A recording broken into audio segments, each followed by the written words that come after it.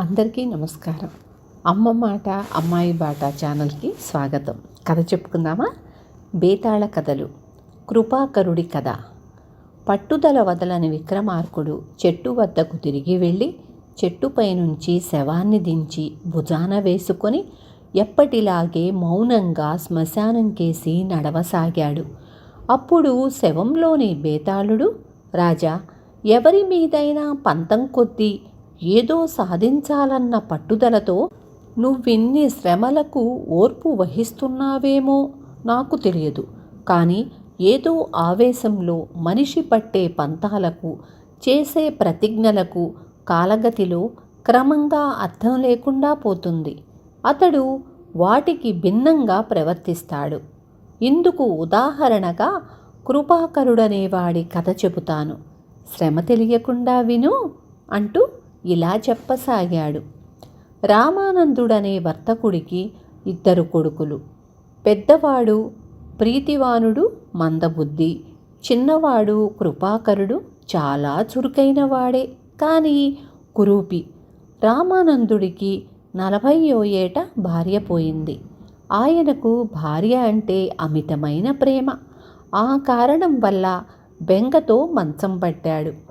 ఆనాటి నుంచి కృపాకరుడే వర్తక వ్యవహారాలన్నీ చూసుకుంటూ ఆస్తిని బాగా వృద్ధి చెందించాడు.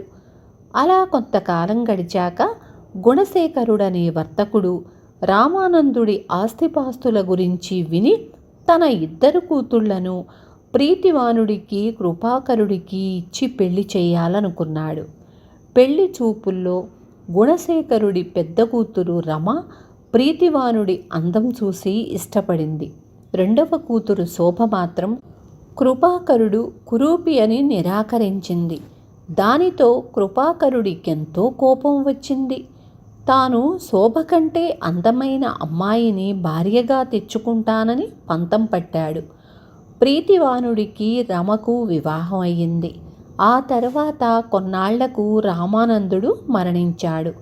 మామగారు పోయాక ఒక రోజున రమ కృపాకరుడి దగ్గరకు వచ్చి, మరిది, నువ్వు చాలా తెలివైన వాడివి. నా భర్త మందబుద్ధి. నా చెల్లెలు శోభ తిరస్కరించినందుకు నీకు నా మీద కోపం కూడా ఉండవచ్చు. మాకే అన్యాయం జరిగినా సరిదిద్దడానికి మామగారు కూడా బ్రతికిలేరు. నా బ్రతుకేమవుతుందో అని భయంగా ఉంది అన్నది. వదినా, నేనేం చేస్తే నీ భయం తొలగిపోతుందో చెప్పు. అలాగే చేసి నా మంచితనాన్ని రుజువు చేసుకుంటాను అన్నాడు కృపాకరుడు. ఆస్తిలో సగం వాటా నీ అన్నగారి పేరున రాసివ్వు అన్నది రమ.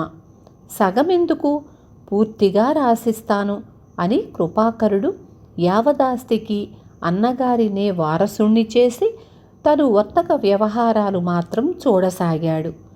ఆస్తి భర్త పేరున మారాక రమ ప్రవర్తనలో మార్పు వచ్చింది. ఆమె మరిదిని చులకనగా చూడసాగింది. ఆమెను అనుసరించి ఇంట్లో పనివాళ్లు కూడా అతన్ని లెక్క చేయటం మానేశారు. ఆస్తి లేనివాడికి గౌరవం ఉండదని గ్రహించిన కృపాకరుడు తాను ఇల్లు వదిలి పోతలచి అన్నా వదినలను సెలవు కోరాడు. నీవు వెళ్ళవద్దు. నీకన్యాయం చేసి ఇంట్లో నుంచి వెళ్ళగొట్టామని మాకు చెడ్డ పేరు వస్తుంది అన్నది రమ. వదినా, నేను సమర్థుణ్ణి. స్వశక్తితో మీకంటే సంపన్నుడనై తిరిగి వస్తాను. అన్నగారు సంపాదించుకోలేడన్న జాలితో ఈ ఆస్తిని నేనే మీకు వదిలి వెళ్ళానని 10 మందికి చెప్పుకోండి అని చెప్పి కృపాకరుడు ఇల్లు వదిలాడు. అయితే కృపాకరుడికెక్కడికి వెళ్ళాలో తెలియలేదు. తన ఊరుకు వీలైనంత దూరం పోవాలన్న ఉద్దేశ్యంతో అతడు అడవిదారి పట్టాడు. అడవిలో కొంతసేపు నడిచాక కృపాకరుడికి అలసటతో పాటు విపరీతమైన ఆకలి వేసింది. అతడు ఒక చెట్టు కింద కొంతసేపు విశ్రమించి దాపుల ఏదైనా ఫలవృక్షాలున్నవేమో అని చూసే అంతలో ఒక చెట్టు కింద 2 మనుషులు పడుకొని ఉండటం కనబడింది. కృపాకరుడు వాళ్లకేసి నడిచాడు. అతడు తమను సమీపిస్తున్నంతలో ఆ 2 చేతులు జోడించి అతడికి నమస్కరించి, బాబూ, సమయానికి దేవుడిలా వచ్చావు. దొంగలు మమ్మల్ని చావబాది ఉన్నదంతా దోచుకుపోయారు. ఆకలి బాధకు తాళలేని స్థితిలో ఉన్నాము. ఏమైనా తింటే తప్ప మేమిక్కడి నుంచి కదలలేము అన్నారు. ఆ పక్కన ఉన్న ఒక చెట్టుకు పండిన ఫలాలుండటం గమనించిన కృపాకరుడు చెట్టెక్కి పళ్ళు కోశాడు. మొత్తం 12 ఫలాలు అతడికి దొరికాయి. వాటిని వాళ్ల ముందుంచి కృపాకరుడు, అయ్యలారా, ఆకలి వల్ల శోష వచ్చిన స్థితిలో ఉన్న మీరు వీటిని ముందుగా భుజించటం న్యాయం. మీరు తినగా మిగిలితే నేను తింటాను అన్నాడు. వాళ్ళు ఆ ఫలాలనన్నింటినీ ఆవురావురుమంటూ తినేసి కృపాకరుడికేమీ మిగల్చనందుకు బాధపడసాగారు. కృపాకరుడు వాళ్లతో, నేను ఒంట్లో ఓపిక ఉన్నవాడిని. నేను తర్వాత ఏదో విధంగా ఆహారం సంపాదించుకోగలను. మీరు బయలుదేరండి అన్నాడు. అప్పుడు వాళ్లల్లో ఒకతను, నా పేరు రత్నస్వామి, నగరంలో పేరు పొందిన వ్యాపారిని. ఇతడు నా సేవకుడు కుముదుడు. నా వల్ల నీకేదైనా సాయం కావాలంటే చెప్పు, తప్పకుండా చెయ్యగలిగింది చేస్తాను అన్నాడు.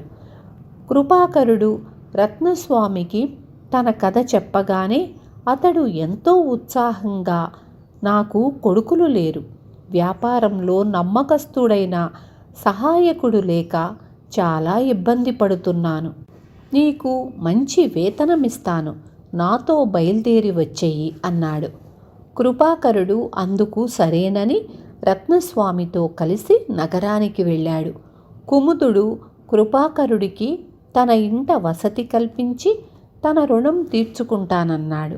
రత్నస్వామి అతడికి ఉద్యోగమిచ్చి తన రుణం తీర్చుకున్నాడు. అతి స్వల్ప కాలంలోనే వ్యాపారంలో కృపాకరుడి తెలివితేటల వల్ల రత్నస్వామికి మంచి లాభాలు వచ్చాయి. అందుకు సంతోషించి రత్నస్వామి తనకిచ్చిన కానుకల్లో కృపాకరుడు సగానికి సగం కుముదుడికి ఇస్తూ ఉండేవాడు. కుముదుడికి మనోహరి అనే అపరంజి బొమ్మలాంటి కూతురుంది. ఆమె కృపాకరుడి తెలివికి సమర్థతకు అచ్చెరువు చెంది క్రమంగా అతన్ని ప్రేమించసాగింది. రత్నస్వామికి కూడా రచితవతి అనే కూతురుంది. ఆమె కురూపి. కృపాకరుడంటే ఆమెకు ప్రేమ కలిగింది. మనోహరి, రచితవతి తమ మనసుల్లోని భావాలు కృపాకరుడికి ఎలా చెప్పాలో తెలియక ఒకరినొకరు సాయం అడగాలనుకున్నారు. ఒకే మనిషి కోసం తామిద్దరూ పోటీ పడుతున్నట్లు అర్థం కాగానే కృపాకరుడి ఇష్టం తెలుసుకొని ఆ ప్రకారం చెయ్యాలనుకున్నారు. నేను చాలా సౌందర్యవతిని, కృపాకరుడు కురూపి. నా వంటి అందగత్తెను అతడు కాదనలేడు. పైగా అందగత్తెను పెళ్లాడతానని లోగడ శపథం కూడా చేశాడు. అందువల్ల కృపాకరుడు తప్పకుండా నన్నే పెళ్లాడతాడు అనుకున్నది మనోహరి. నేను భాగ్యవతిని, కృపాకరుడు పేదవాడు. నా వంటి సంపన్నురాలినతడు కాదనలేడు. పైగా అన్నగారిని మించిన సంపదను కూడపెడతానని శపథం పట్టాడు. అందువల్ల కృపాకరుడు తప్పకుండా నన్నే పెళ్లాడతాడు అనుకున్నది రచితవతి. వాళ్ళిద్దరూ తమ కోర్కెను స్వయంగా కృపాకరుడికి చెప్పుకోలేక తండ్రులతో చెప్పుకున్నారు. అది విని రత్నస్వామి, కుముదుడు ఎంతో సంతోషించి సంగతి కృపాకరుడికి చెప్పారు. అతడు మారు ఆలోచించకుండా రజితవతిని పెళ్లాడతానన్నాడు. బేతాళుడు ఈ కథ చెప్పి, రాజా, కృపాకరుడు సౌందర్యవతి అయిన మనోహరిని కాదని సంపన్నురాలైన కురూపి రజితవతిని పెళ్లాడడంలో ఉన్న ఆంతర్యం కేవలం ధనానికి విలువనివ్వడమే కదా. అతడు ఈ పెళ్లి ద్వారా అన్నను మించిన ధనవంతుడై ఉండవచ్చు. కానీ తనను నిరాకరించిన శోభ కన్నా అందగత్తెను మాత్రం వివాహమాడలేకపోయాడు. ఇలా జరగడానికి కారణం ఏమిటి? ఇందుకు సమాధానం తెలిసి కూడా చెప్పలేకపోయావో నీ తల పగిలిపోతుంది అన్నాడు. దానికి విక్రమార్కుడు, కృపాకరుడు రజితవతిని వివాహమాడడానికి కారణం ధనానికి విలువనివ్వడం కానే కాదు. అతడు ఎంతో నిజాయితీ కల వ్యక్తి అనేది మొదటి నుంచి తెలుస్తూనే ఉన్నది. ప్రయోజకుడు కాని అన్నకు ఆస్తినంతా వదిలిపెట్టాడు. అడవిలో అసహాయ స్థితిలో ఉన్న రత్నస్వామికి కుముదుడికి ముందు ఆహారం ఇచ్చి ఆ తర్వాత తన ఆకలి తీర్చుకున్నాడు. రజితవతిని వివాహమాడటంలో కూడా అతడు గొప్ప నైతిక విలువలను ప్రదర్శించాడు. మనోహరి అందగత్తె. ఆమె అందానికి మురిసి ఏ గొప్పవాడో ఆమెను తప్పక వివాహం ఆడతాడు. రజితవతి కురూపి. ఆమెనెవరైనా డబ్బు కోసం తప్ప నిజంగా ప్రేమించరు. కృపాకరుడి లాంటి కురూపి కూడా ఆమెను నిరాకరిస్తే ఆమెకు మంచి భర్త దొరకటం దుర్లభం. ఇకపోతే శోభ కన్నా అందగత్తెను వివాహమాడతానన్న అతడి ప్రతిజ్ఞ, ఆ ప్రతిజ్ఞ నెరవేరాలంటే తాను ధర్మ మార్గాన్ని విడిచిపుచ్చవలసి వస్తుందన్న సంగతి కృపాకరుడి వంటి వాడికి తెలియంది కాదు. అందువల్లనే అతడు నీతి ధర్మాలకు తిలోదకాలివ్వక తను తాత్కాలికావేశంతో చేసిన ప్రతిజ్ఞను విస్మరించాడు అన్నాడు. రాజుకు ఈ విధంగా మౌనభంగం కలగగానే బేతాళుడు శవంతో సహా మాయమై తిరిగి చెట్టెక్కాడు. విన్నారు కదా. రేపు మళ్ళీ మంచి కథతో మీ ముందుకు వస్తాను.